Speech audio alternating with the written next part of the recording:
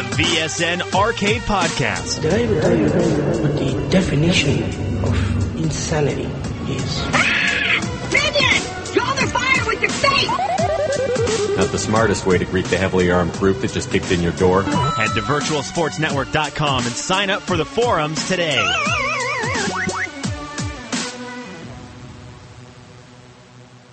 Good afternoon, everybody, and welcome to another edition of Virtual Sports Network Arcade Radio Podcast.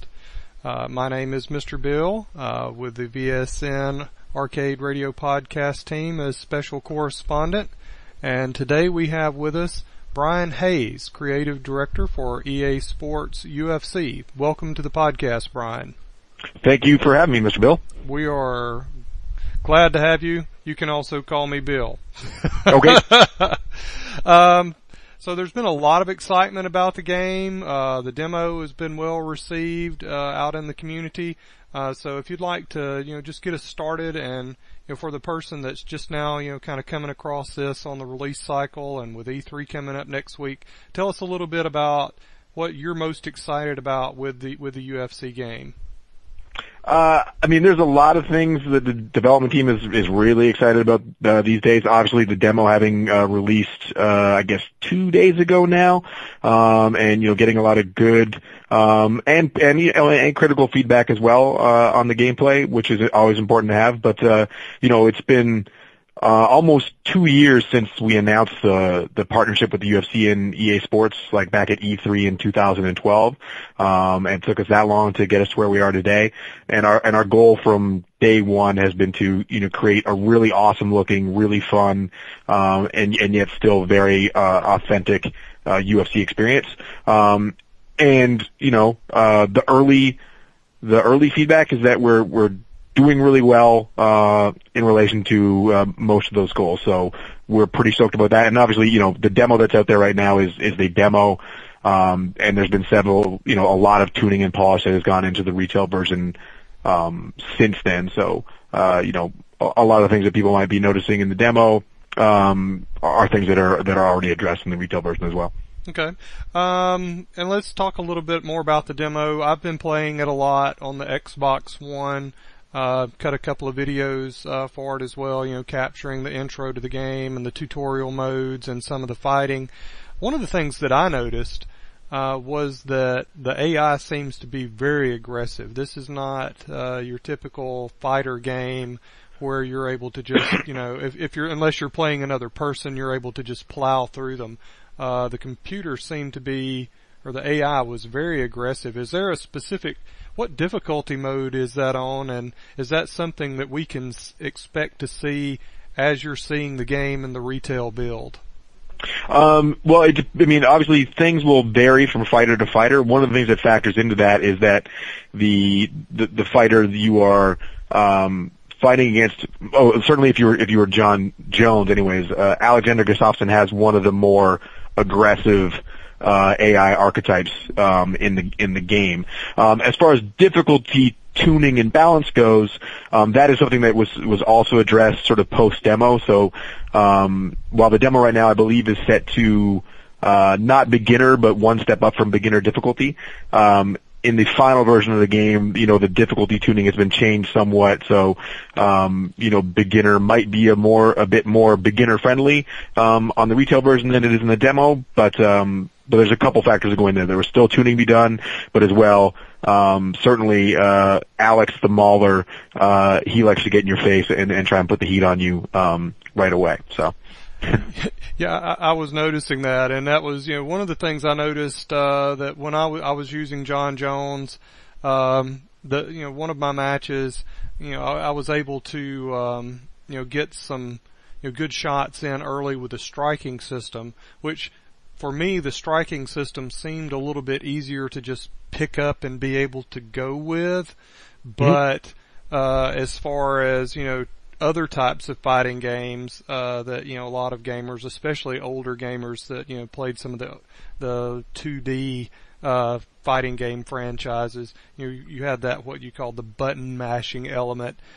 It seemed that if you wanted to get into the jab or the strike system, that you could do the button mashing, but you found yourself fatigued pretty quickly and that's when Gustafsson, knocked me out with an elbow to the face, and it was like I overextended myself, and stamina is a very important component of the gameplay mechanics. Certainly, if you. It can be very fun to button mash. A lot of people like to pick up the game and just start hammering buttons and throwing punches and kicks like crazy. You're definitely, it's a recipe for disaster against, a more skilled AI or a more skilled human opponent for sure. If they just bide their time and wait for you to gas yourself out and then land one good shot, it can really swing the course of a fight. Right, and that was, one of the things in for example, again, those old 2D fighters there, of course, I guess at the time, the gaming hardware and depth of programming did not have that in it. So you could just button mash the entire time. But with this, that was something that I noticed early on, and it's like, okay, you need to slow this down and start working on other things, like your grappling technique, your takedown. Doesn't seem like the takedowns are just automatic. I noticed, in some, I guess, we'll go back at previous UFC games that we've seen in the past. It seemed like the takedowns were a lot easier to pull off.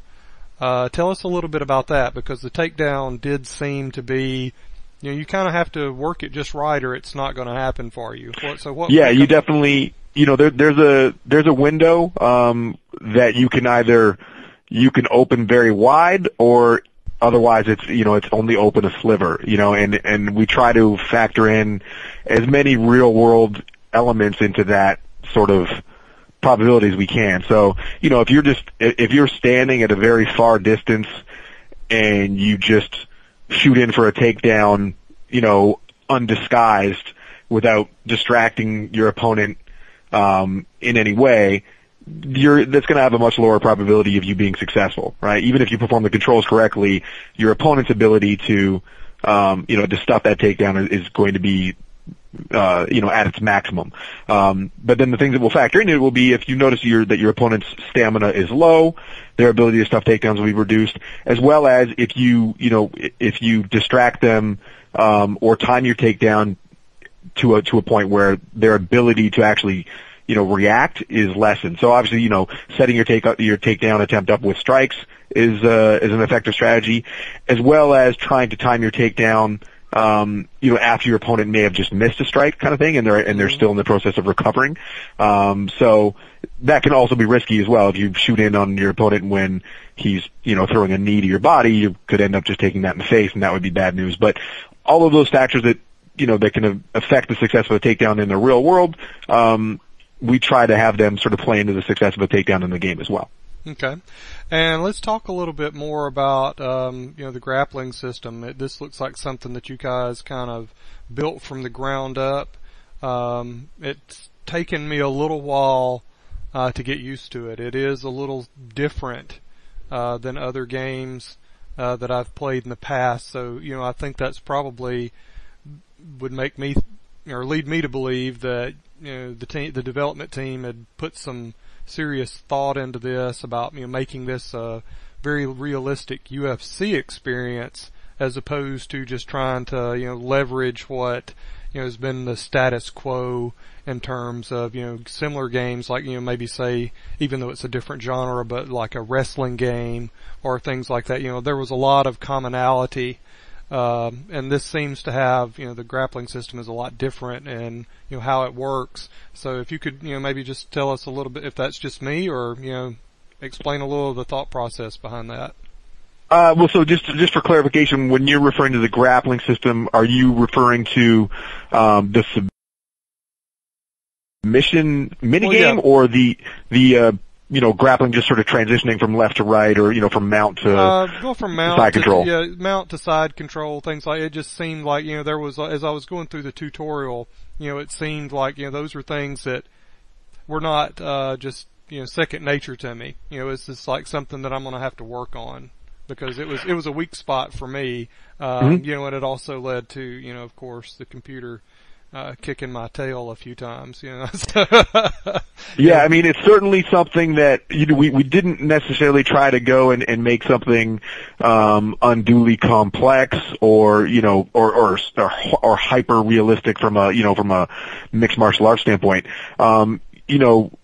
It's readily apparent, or was readily apparent to the design team essentially that like, human beings instinctually understand striking in a way that they don't understand the ground game. Right. If you're walking down the hallway, at your office or in a mall, and someone looks like they're about to threaten, like they're threatening to punch you in the face, you have an instinctual ability to sort of know some things you should do there.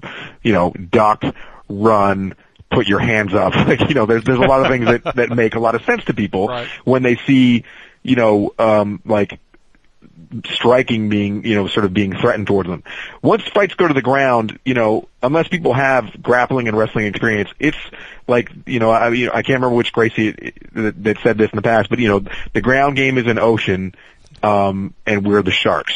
And everybody else is, like a floundering, victim in a Jaws movie. And that's what a lot of, people are. It's not very clear what to do or how to move, etc.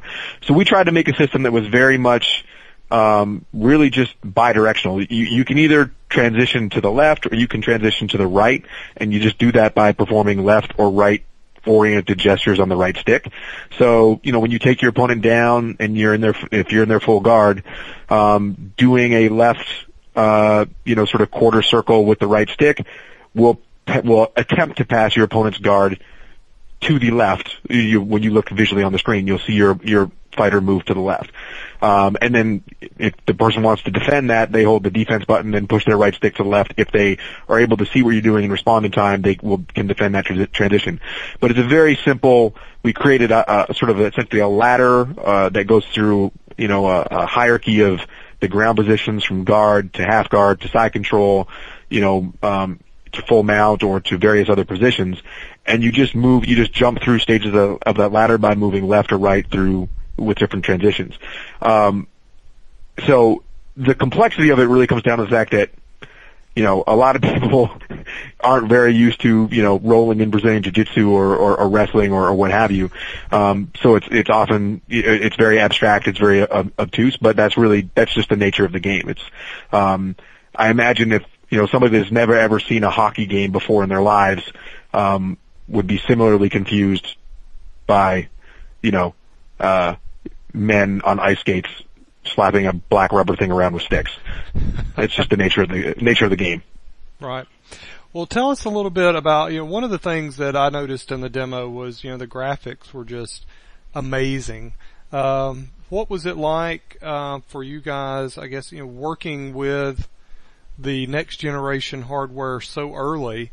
Would you say that was a benefit for you to be able to focus strictly on the next generation platforms, or how did that play out? Certainly without the horsepower of the next generation consoles, we certainly wouldn't have been able to deliver a product that looks as good as EA Sports UFC does. It's a bit of a misconception that 2 years ago, nobody on the UFC team had a next generation console. Mm-hmm. Right. It was being developed, with just, sort of mimicry, PCs essentially at that time. But we had our benchmarks for what, we knew what the consoles were supposed to be able to do, and therefore we developed sort of technology and pipelines that support that. Once we started getting, into the real sort of development and production of the game, and we were able to see what it looks like on the actual hardware, it was just awesome. Especially, then when we were able to look back at other games we've made in the past in the current generation and see the leaps and bounds that it's made from a graphics and visual standpoint. It's very rewarding, for the team to know that, we've been able to accomplish this with the very first EA Sports FC game from a visual standpoint. So that's pretty cool. Okay. Well, let's talk a little bit about career mode. I know that's something that a lot of the, I guess I'll say the hardcore community of the UFC gamers are going to be very interested in. Would you like to give us a kind of an overview of what to expect there in that mode? I certainly can, yeah. I mean, obviously, career mode, it's a single player experience. It starts off, we throw you into the Create a Fighter interface, which supports, EA Sports Game Face technology. So if you want to upload pictures of yourself to the EA Sports Game Face website, the game can use that information to sort of pull down and generate an in-game likeness of those photographs. So whether it's photos of yourself or photos of somebody else, if you want to create somebody that looks like that, it's up to you. But then you can take that fighter, and then one of the big wins for us is actually we are the first UFC game that's been able to feature the Ultimate Fighter tournament as part of the career mode experience. So your career mode begins essentially as with the premise that it's an audition. You're having tryouts for the Ultimate Fighter show. Once you've completed those tryouts and you get chosen for the show, you have to win the Ultimate Fighter tournament to become the Ultimate Fighter, and that's how you launch your UFC career.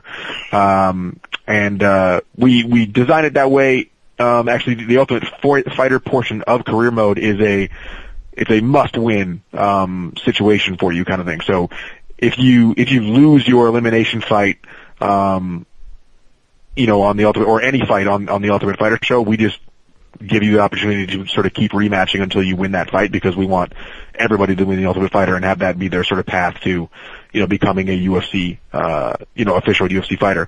Once you've done that, and you're in the UFC proper, there's obviously that element of sort of RPG progression where through fighting and training, you're able to improve your fighter's attributes, moveset, and abilities, which are something new that we've added to our career mode system and our fighter progression system this year. You basically do that, so that you can move up the rankings, beat better and better in competition, put yourself in place for a title shot, win the title, defend the title, and essentially if you do well enough over the course of your career, you could be inducted into the Hall of Fame, which would constitute, quote unquote, winning career mode to a certain extent. Okay. Although I guess there's multiple levels of winning. Well, let's talk a little bit more with career mode. I know if you look at your football counterpart game, the Connected Career, Connected Franchise has been extremely popular for Madden. Do you think that there's an opportunity for EA Sports UFC to maybe as a future update to this game, or possibly to maybe next cycle, which I know you guys have said you're not going to be on a yearly cycle, maybe a year and a half to 2 years, if that's what I remember reading. Is there a possibility that we're going to see that either as an add-on or update for this cycle, or is that something you guys might already be looking at for the next game? Whether or not, I don't know the feasibility of something that large being an update, just from a technical standpoint. Right.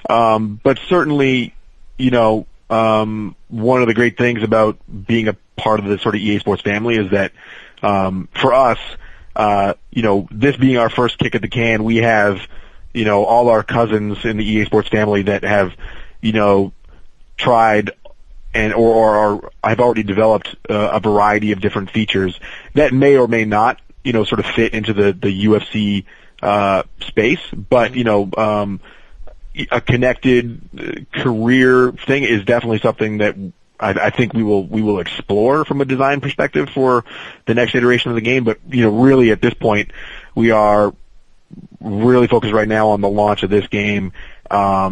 And making sure we're prepared to support this game, after launch as well. Once we get into, designing the next iteration, I'm sure, it'll be a blue sky period for a little while where we'll be thinking of all kinds of things that we think, fans will enjoy, and we'll obviously be looking to the community to see what kind of feedback we get in terms of what things they're really clamoring for. But, it's a definite possibility, but that's all I can say is right now, everything is just a possibility. Right. No worries there. So, and let's talk a little bit more about, the graphics on the game and kind of a segue into the presentation. That was one thing I was really impressed with in the demo. And and we know that, fighters have, unique entrances, to the octagon. What can we expect in terms of, the differentiation between, the different fighters as they make their way to the octagon? You can expect to see a lot of variety, certainly. We really tried to get as much, sort of fighter specific stuff in there as we could, from a intro animation as well as gameplay animations, as well. So you can see a lot of, just quirks and fidgets even when the fighters are, in the middle of the action. So whether it's like things that Anderson Silva does when he has distance from his opponent and the action is in a brief lull, little animations that he'll do during gameplay, are there, or whether it's Ronda Rousey or Jose Aldo or Anthony Pettis or, Benson Henderson. There's a long list of fighters that we've made a lot of sort of fighter-specific custom animations to really make them seem like themselves, both on their way to the octagon and inside the octagon itself. And it really was just an intensive sort of focus on watching a lot of fight film and seeing what kind of behaviors they did that made them, sort of stand out, and trying to get as much of that into the game as we possibly could. Okay. So, a great example of that is, when BJ Penn wins a fight, dramatically in our game, like, he does a quintessential BJ Penn celebration, like slapping his face, licking his gloves, that kind of thing. And it looks amazing. Or, fighters that jump up on the cage or, do specific things, that you're used to seeing them do. Like, obviously the Chuck Liddell, Iceman scream, all that kind of stuff. Post-fight, pre-fight, during the fight, we've spent a lot of time putting a lot of fighter-specific animation in there. Okay. And let's talk about how many fighters with UFC were you guys able to work with as you were developing the game? Depending on the definition of work with, we head scanned and sort of did photo shoots with, as many as we possibly could.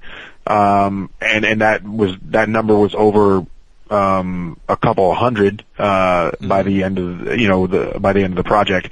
In terms of ones that we were able to, work with more, in more detail, we did get to spend a lot of time with John Jones and Benson Henderson and Anthony Pettis. Not really we didn't have a chance to get into those guys into mocap, and do stuff like that, but really it was more like, sitting down, just interviewing them and getting their insights into, the world of the UFC, what it's like to be a UFC fighter, what it's like to be inside the octagon, and all those kinds of things. Okay. And so how many fighters are going to be playable within the game? I believe the final number on launch day is 98. I'm just looking to my colleague here. It's either 98 or 99 fighters in the game on launch. And that is 99 if you include the unlockable Bruce Lee character, which is the global pre-order exclusive. And I believe that there was also another pre-order exclusive. I think maybe it was GameStop had one of the Gracies. Yep. Yeah, it is Hoist Gracie. Yeah. Okay. Is he unlockable? And both of those fighters are also unlockable if you make it to the Hall of Fame in career mode on either of the two hardest difficulty levels. Then both of those characters are unlocked automatically. But if you pre-order anywhere, Bruce Lee is an unlockable character. If you pre-order at GameSpot or GameStop, then Hoist Gracie is unlockable. Or as well, they are unlockable. You can purchase a code from the store. But obviously, our recommendation would be play career mode or pre-order the game. Okay. That sounds good. And of those 99, I believe, was it 7 female fighters are in the game? That sounds correct. Yep. It might be 7 or 8, but you may be right. It could be 7. Okay.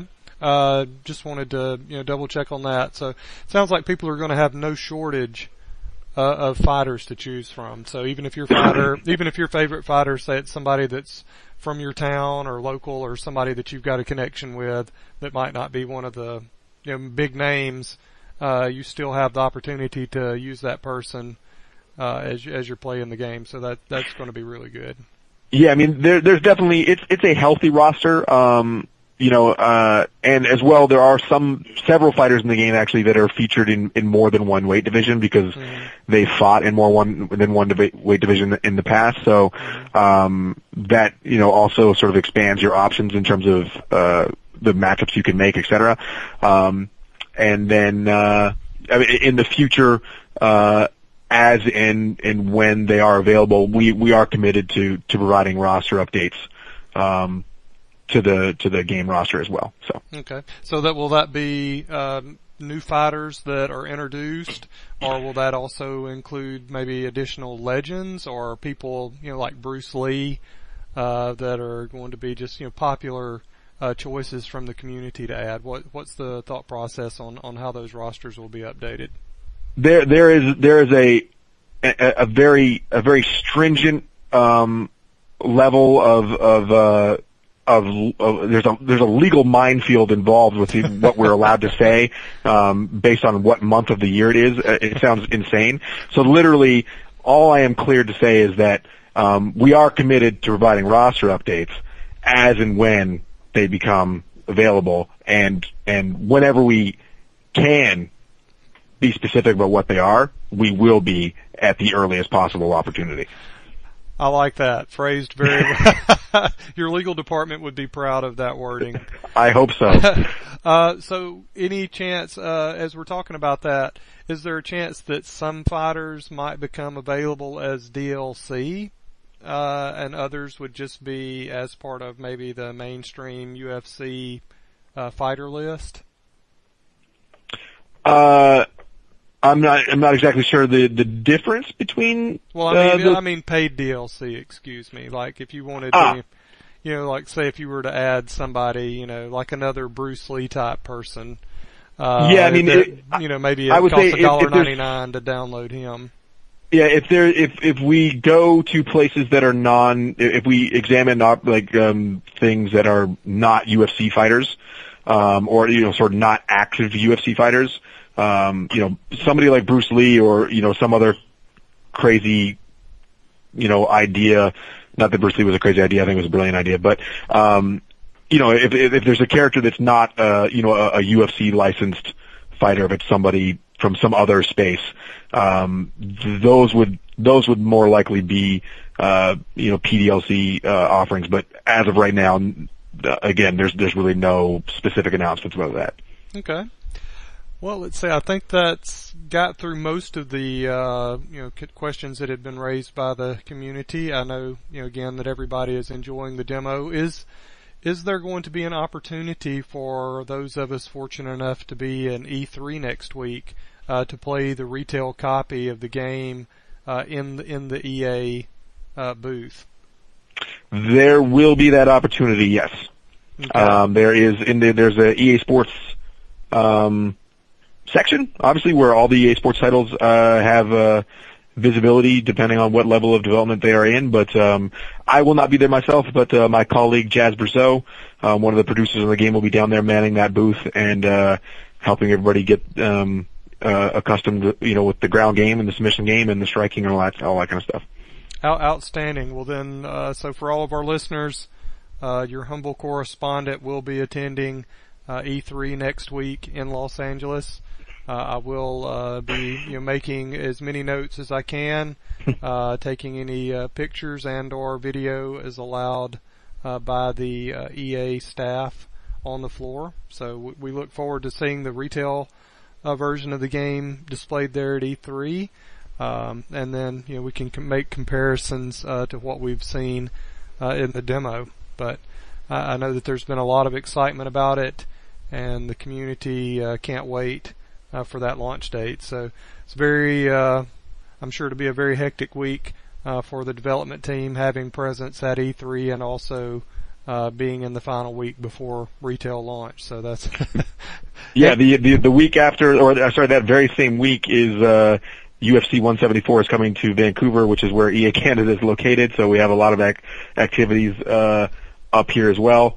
And then the very next next week is launch day, so it's going to be a busy couple days here. All right. Anything else that you'd like to share with our listeners before we wrap? I mean, really, it's just, I hope everybody out there, if they have the demo, that they're having fun playing it, and if they haven't gotten the demo, they should really check it out. But yeah, the game's dropping June 17th, and we can't wait for, people to feel the fight in the EA Sports UFC. Outstanding. Well, thank you very much, Brian. As he mentioned, launching, in a couple of weeks. It will be available. Check out the demo. Be sure to sign up for our forums at virtualsportsnetwork.com. And thank you for listening.